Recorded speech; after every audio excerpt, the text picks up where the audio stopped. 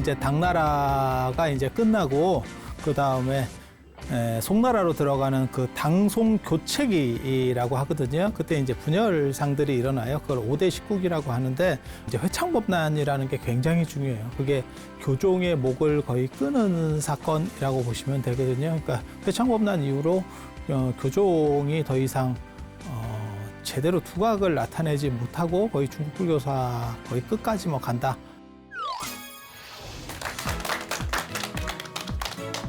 자, 안녕하세요. 지난 시간에 이어서 송나라 이야기를 이제 본격적으로 해드리도록 할게요.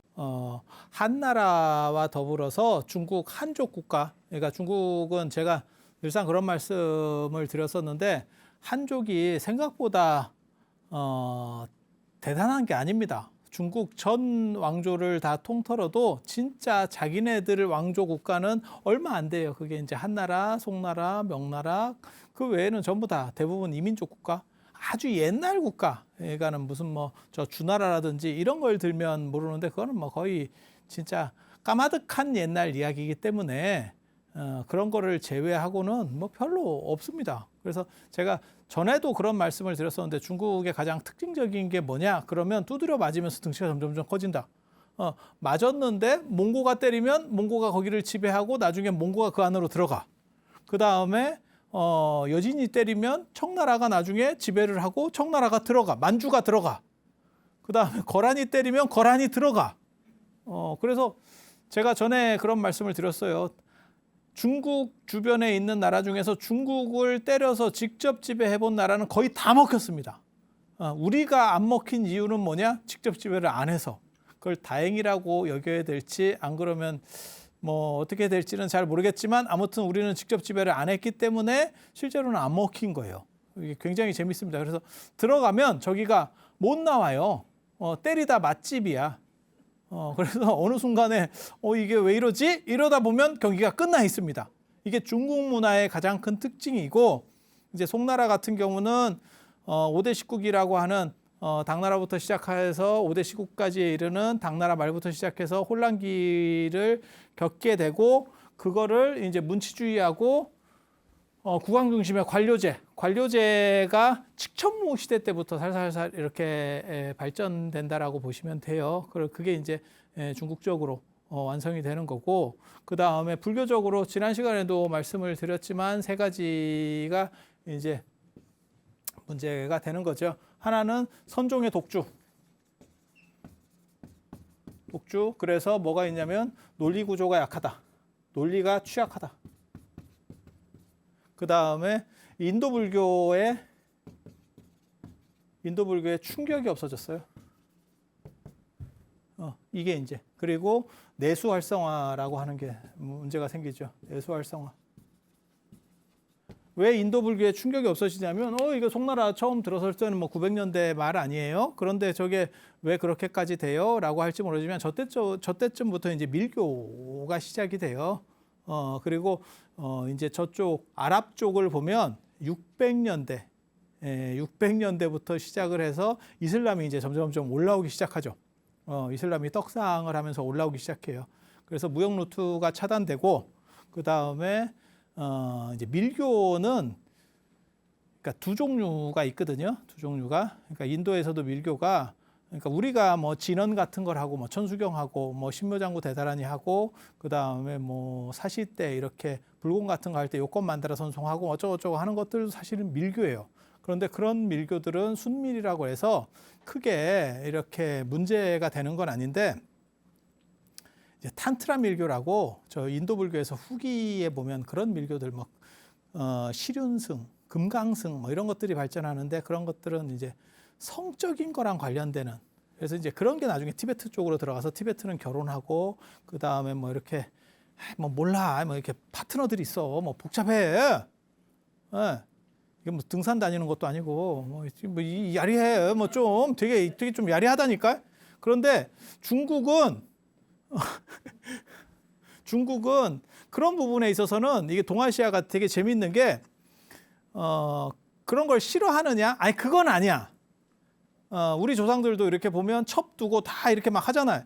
그러니까 뭐 기생집 가고 뭐 이런 거를 싫어하는 건 아니야. 좋아는 하는데 그렇게 까놓고 대놓고는 안 해. 이게 동아시아 문화의 어떤 특징 중에 하나입니다. 그렇게 대놓고 막 이상한 짓을 하면 그거는 좀 천하다 이렇게 보거든요. 그래서 그런 부분들이 상대적으로 영향을 안 줍니다. 이게 문화권적 블럭에 막혀가지고 못 들어오는 거죠. 그래서 이제 인도적인 영향이 상대적으로 줄어들게 되고 나중에는 이제 인도 불교가 1203년에 공식적으로 끝나는 게 1203년이에요. 그 얘기는 뭐냐면 비공식적으로 벌써 그로기 상태에 든 건 그거보다 한 100년 이상 앞이겠구나라는 생각을 할 수 있죠. 그래서 밀교의 말패들, 그러니까는 상태 안 좋은 이런 탄트라 밀교 같은 것들이 어느 정도를 하다가 그 다음에 이슬람에 의해서 끝났기 때문에 한 1000년 정도 되면 별로 이렇게 들어오는 게 없습니다. 들어오는 게 없습니다. 그래서 외부적 충격이 없어졌다는 거. 그래서 불교가 발전하는 데 있어서 한계성이 있었고, 그리고 중국 같은 경우는 이슬람이 이제 아랍 쪽에서 발흥을 하면서 그게 이제 세력화도 되고 그 다음에 인도까지도 넘어오게 되는데 이 과정에서 무역 루트가 처음에는 차단이 돼요. 그래서 무역 루트들이 이슬람에 의한 무역 루트가 차단이 되면 중국 쪽도 이게 영향을 받습니다.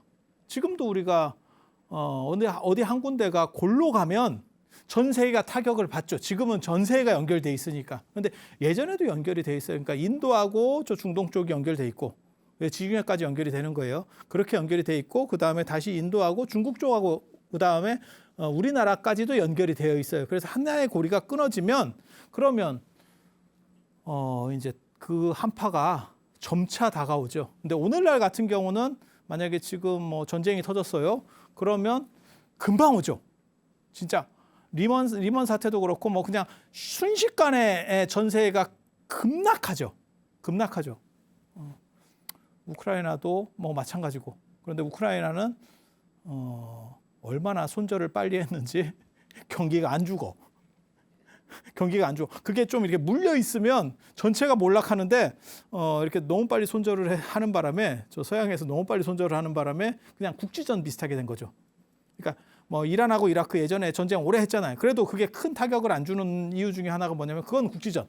근데 세계가 말려 들어가기 시작하면 그거는 이제 뭐 주가 폭락하고 그 다음에 금하고 석유값은 이제 막 올라가는 그런 상황들이 연출이 되죠. 그걸 우리가 몇 번 봤죠. 살면서 전쟁이 나면 이렇게 터지는구나 라는 것들을 봤죠. 그래서 이슬람에 의해서 이슬람이 처음에는 무역을 차단시켰었기 때문에 거기서 오는 한파가 있고 그게 인도 불교를 탄트리즘화시킨 힌두화시키게 된 이유가 이슬람이 무역을 끊어서 그렇고 이슬람이 무역을 끊으니까 이슬람이 인도하고 무역을 끊으니까 인도는 내수적으로 살아나기 위해서 그게 이제 힌두화된 거고 불교의 힌두화.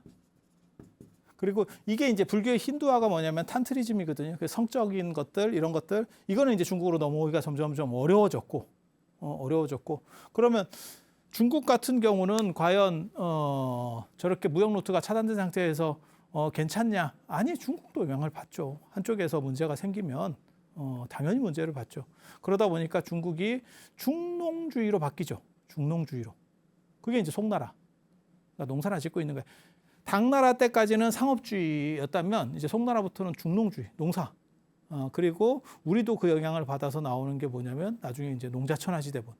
그러니까 유교는 농사입니다. 이 신유학은 농사예요, 농사. 근데 왜 농사가 상업보다도 당시에 타당성을 가지고 있었는지 무역 루트가 끊기니까 그래요. 외부 무역 루트들이 차단돼 버리니까 그러니까 내수 안에서 돌려야 되니까 내수 안에서의 경제력이라고 하는 것들에 대해 생각을 하게 되고 그게 농사. 근데 농사가 치명적 단점이 있죠. 농사는 사람을 많이 낳아야 되고 많이 낳다가 흉년이라도 들면 이제 훅 가는 거죠. 그게 이제 되풀이 되는 거예요. 몇 년에 한 번씩 되풀이 되는 거예요. 풍년이 들고 계속하면 생산성이 늘어나는데 그렇게 해서 어느 정도 이상 인구가 폭발해 버리면 그것도 문제가 되는 거고. 농사의 문제점은 우리가 정확하게 알고 있죠. 제가 그래서 전에도 그런 말씀 드렸잖아요. 우리나라가 만약에 상업을 포기하고 지금 무역이나 이런 것들을 포기하고 농업 정책을 우선으로 가버리면 나라가 끝나죠. 나라가 끝나죠. 그래서 우리가 무역 이런 협정 같은 거 맺을 때 뭐 FTA나 뭐 이런 것들을 맺을 때 보면 언제나 농사를 양보하고 그 다음에 무역을 확대하는 쪽으로 가죠. 그리고 그 대신에 그걸 보존해주기 위해서 정부에서 농어촌에다가 이렇게 지원을 해주잖아요. 이렇게 저리로, 장기 저리로. 그게 이제 더 독이죠. 그래서 너무 장기 저리가 되면 안 갚죠. 갚는 우선순위에서 이게 뒤로 밀리죠. 그러다가 뭔가 뭐 특용작물을 잘못했어요. 이런 빚더미 올라가는 거예요. 그러니까 이자가 세면 먼저 갚아야 되기 때문에 사실은 그런 일이 없는데 돈이 있어도 안 갚는 경우들이 많습니다. 농촌에. 왜? 이자가 너무 약하니까 굳이 저걸 뭐하러 갚어? 돈 쓸 때 있으면 먼저 쓰지. 이러다가 한번 말려 들어가 버리면 이제 뭐 극복하기 굉장히 어렵죠. 그래서 이게 다 장단점들이 있어요. 장단점들이. 그래서 동아시아까지 나중에 왜 유교로다가 바뀌느냐, 신유학으로 바뀌느냐, 이건 무역누수 차단이에요. 그래서 이슬람이 일으킨 어떻게 보면 문화적 변화라고 보시면 돼요. 그래서 송나라가 짊어지고 있었던 것들은 이런 거다라고 보시면 되고, 그렇게 해서 외부적 충격이 없는 상태에서 자기 발전하는데 문화적으로는 지난 시간에 말씀드렸지만 당나라의 중심, 그러니까 장안과 그다음에 낙양이라고 하는 그 관중 쪽에 있었던 문화들이 주전충이 그 귀족들을 좀 좁히면서 그게 확산됐거든요. 이렇게. 그래서 문화 수준들은 어느 정도 높아졌고 송나라 입장에서는 저걸 뭘 할 수 있을까라고 생각한 게 총서를 만드는 거예요. 총서. 이거 진짜 어떻게 보면 문화적으로는 굉장히 대단한 일인데 좀 깝깝하지. 좀 깝깝하지. 저런 거 만들면 좋아요. 그리고 저게 문화적으로도 융성해지고 다 좋은데 학자들이 저기에 다 빨리면 실질적으로 뭔가를 개발하는 데 있어서 이런 쪽에서 굉장히 마이너스가 됩니다. 그래서 뭘 만드냐면 이거 한번 보세요. 태평광기라는 거를, 이게 태평왕국이라는 게 연호예요. 이때 만들어내요. 500권입니다. 500권. 그러니까 그냥 이런저런 이야기, 이게 오만 잡스러운 게 다 들어있거든요. 근데 그거를 그냥 500권짜리를 총서를 저거 하나 만들려고 그러면 학자가 몇 명이 붙을 것 같아요? 그리고 이게 되게 재밌는 게 저렇게 되면 이제 학문 중심으로 가는 거고 공부 중심으로 가고 그 다음에 공부하는 사람들이 입에 재갈이 물려 있어요. 이게 굉장히 재밌는 건데 왜? 저런 거 정리하느라고 정부를 비판할 만한 여력이 없어. 야, 저거, 500권짜리 너 읽고 정리 한번 해봐. 이러면 이거 평생 간다. 평생 해야 돼. 그러니까 이게 청나라 때도 그런 행동들을 했었거든요. 사실은 청나라 때도 그런 걸 해요. 그래서 저런 총서를 만들어. 그리고 어느 정도 당나라 때 여러 개가 만들어졌기 때문에 그거를 다 모아서 우리가 더 우월해. 이 얘기를 지금 사실은 하고 싶은 거였는데, 그리고 자치통감이라고 하는 그 유명한 역사책이 만들어집니다. 중국 역사책 중에서 세 개 알면 뭐 거의 다 안다라고 보시면 돼요. 그게 춘추자시전이라고 하는 춘추 공자가 편술한 책인데, 이거는 뭐 그렇게 대단한 책은 아니에요. 공자가 했기 때문에 대단한 거지. 왜냐하면 공자 때까지 노나라 역사이기 때문에 그게 그렇게 많은 범위를 차지하지 않아요. 그리고 이제 가장 구라가 빛나는 책이 사마천의 사기입니다. 진짜 옆에서 뭐 들은 것처럼 지가 썼지. 그래서 읽으면 굉장히 재밌어요. 기전체라고 하는 거고, 그 다음에 편전체, 공자가 한 것처럼 이렇게 일간지 비슷하게 이렇게 일간 신문처럼 이렇게 연대순으로 뭐 이런 식으로 나열해가지고 뭐 이렇게 복합적으로 써놓은 책이 사마강의 자치통감. 이 사마강 굉장히 중요한 사람입니다. 사마강 굉장히 중요한 사람이에요. 294권. 학자 다 달라붙었지. 다 달라붙었지. 저 정도 작업을 하려면 저게 최종본이 294권이지 검토한 건 얼마나 많겠어요. 그렇지 않아요? 그리고 거기서 편찬회의 또 계속 했을 거 아니야. 또 말 많은 사람 뭐 회의 주재시키면 막 죽이거든. 사람을 계속 회의만 하고 막 이러면서 이걸 빼야 된다는 둥 이걸 넣어야 된다는 둥 이 짓을 했겠지. 예. 그리고 사마강은 저걸 주재했기 때문에 당신 세력이 상당히 있어요. 학자 그룹의 세력들이 저걸 자기가 다 대표성을 가지고 한 거니까요. 그래서 저 대단한 학자예요. 송조 6현 중에. 송나라 북송시대 때 6명의 학자를 꼽는데 그중에 한 명으로 들어가는 게 삼화강이에요. 굉장히 중요한 사람입니다. 좀 있으면 나올 거야. 왕안석과 이제 대가리 받고 싸워. 왕안석의 신법과 이제 대가리 받고 싸워. 그래서 신법당, 구법당 이렇게 하거든요. 저 삼화강이 구법당의 리더입니다. 그리고 그 구법당 이제 소속이 그 유명한 소동파, 소식. 몇 번 전에 우리가 그걸 했었죠. 소식, 소순, 소철. 그래서 삼소. 그 집안에 참 머리 좋은 놈들 많다더라. 이렇게 부자가 대를 이어서 저렇게 머리 좋기 어려운데 참 복받은 집안. 또 이제 구법당파 뭐 이렇게 해서 좀 있다가 나중에 이제 말씀을 드릴 겁니다. 요 얘기가 나올 거거든요. 요것 때문에 북송이 골로 가요. 그렇게 지들끼리 싸우다가 골로 가. 그리고 대장경 간행. 그래서 송나라 초기부터 계보 칙판이라고 해서 계보년간에 칙판이라고 하는 건 뭐냐면 황제의 명령을 받아서 판각했다라는 뜻이에요. 칙은 이제 명령에 의해서라는 거고, 그거를 이제 촉의 성도에서 합니다. 성도에서 그걸 해서 촉판이라고도 하고, 이게 몇 권이냐면 5048권. 판각까지 하는 거예요. 일 겁나 많습니다. 그리고 그걸 다 교열해야 되고 뭐 틀리냐. 야, 오자 잡는 데만 해도 저게 얼마 걸릴 거야. 이게 보통 일이 아니죠. 그렇게 해서 총서라는 불교 대장경이라고 하는 저거는 어떻게 보면 전 세계에서 처음으로 만들었다라고 보시면 될 거예요. 전체를 다 아울러서 만든 풀세트. 그러니까 이 시대가 되게 재밌어요. 그러니까 지금하고 저는 비슷하다고 생각하거든요. 저런 시대가 청나라 때도 한 번 있었고, 지대 박납 이런 얘기 들어봤어요? 지적인 대화를 위한 얇고 넓은 지식, 넓고 얇은 지식. 요즘이 어떻게 보면 그런 시대가 그런 게 먹히는 거거든요. 그런 시대가 됐는데, 그러니까 여러 가지 다양한 것들을 다 이렇게 쭈물쭈물하게 아는. 근데 송나라 때 저게 한 번 왔었고, 또 언제 오냐면 청나라 때 옵니다. 청나라 때. 그래서 제가 늘상 비판하는 것 중에 하나가 뭐냐면 요즘 박사들은 지전공 아니면 아는 게 없다. 근데 청나라 때 그런 걸 보고 박학파라 그랬어요. 박학다식하다 그래서 박학파. 그렇게 해서 청나라 때 그런 게 한번 유행했었고, 그거를 백과사전식학파라고도 해요. 그게 이제 우리나라에서 나중에 우리나라에도 영향을 주니까 누가 나오냐면 실학자들. 실학자들이 거의 뭐 백과사전 같은 지식을 가진 사람들이 나타나기 시작하죠. 그리고 개인적으로는 제가 그쪽에 영향을 받아서 이렇게 잡다한 것, 오만때만 거를 다 하죠. 오만때만 걸. 그런데 이런 것들의 이제 단점이 뭐냐면 상대적으로 어떤 분야에 있어서, 그러니까 고른 지식 분포를 가지고 있는 거지 아주 깊이까지 내려가느냐, 그건 안 돼. 그런 식으로 다 내려갈 수 있으면, 진짜 모든 넓이를 다 내려갈 수 있으면 그건 거의 영생하면서 공부해야지. 그걸 어떻게 다 내려가? 그렇게 가는 거예요. 그렇게. 근데 요즘은 사실 최근까지만 하더라도 전문 지식인이라는 게 필요했었어요. 그래서 박사는 한 전공을 깊이 판 사람이라고 생각했는데, 현대에 들어오면서, 그러니까 최근 들어오면서 2000년대에 들어오면서 무슨 일이 벌어졌냐면 학제 간 연결 이러면서 창의력이 있어야 된다 이러면서 갑자기 폭넓은 지식을 요청을 해요. 세상이 바뀐 거예요. 그러니까 전문가라고 하는 게 단순히 파고 들어가는 사람이 아니고 넓은 것들을 아우를 수 있는 거라는 쪽으로 지금 바뀐 거죠.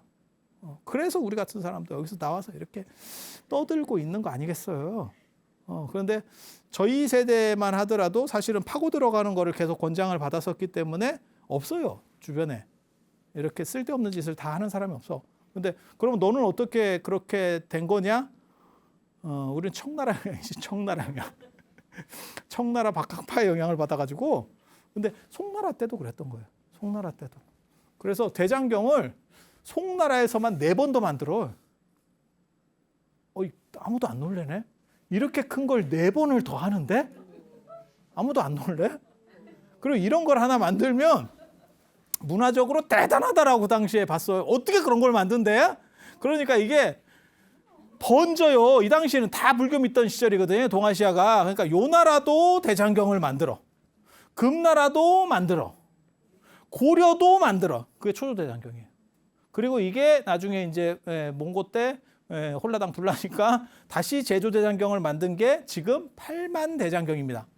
8만 1,258장.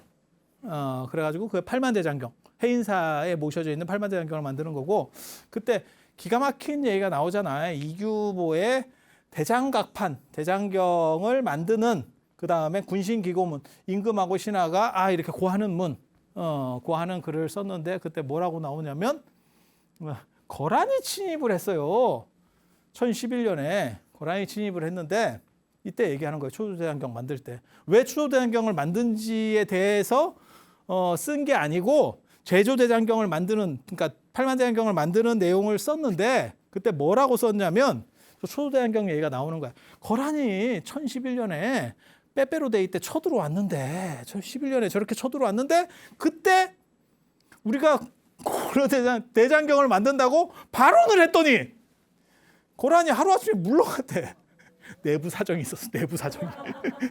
걔네 내부 사정이 있었어. 뒤에서 지금 문제가 생겼어. 그래서 군대를 뺐는데 딱 발언을 하니까 군대가 물러갔어. 그때 물러간 것처럼 몽고가 지금 내려와서 지랄을 하고 있는데, 이번에도 이렇게 할 테니까 물러갔으면 좋겠다. 몽고 안 갔어. 우리의 역사를 알고 있지. 야, 몽고는 안 갔어. 몽고는 안 갔어. 근데 이게 지금 굉장히 재밌는 거예요. 그래서 대장경을 만드는다는 게 문화적으로도 굉장히 높고 여러 작업들을 포함시켜야 되기 때문에 질적으로 높아지는 거고, 그 다음에 정신적으로도 저게 구심점이 돼요. 그 단합을 위해서는 굉장히 도움되는 건 맞습니다. 왜냐하면 모두가 불교를 믿고 있기 때문에 저런 정신 자세를 가진다는 것만 갖고도 단합이 되고 힘들 때 극복할 수 있는 힘을 주는 건 맞아요. 그리고 대장경을 늦게 만드는 쪽이 더 세요.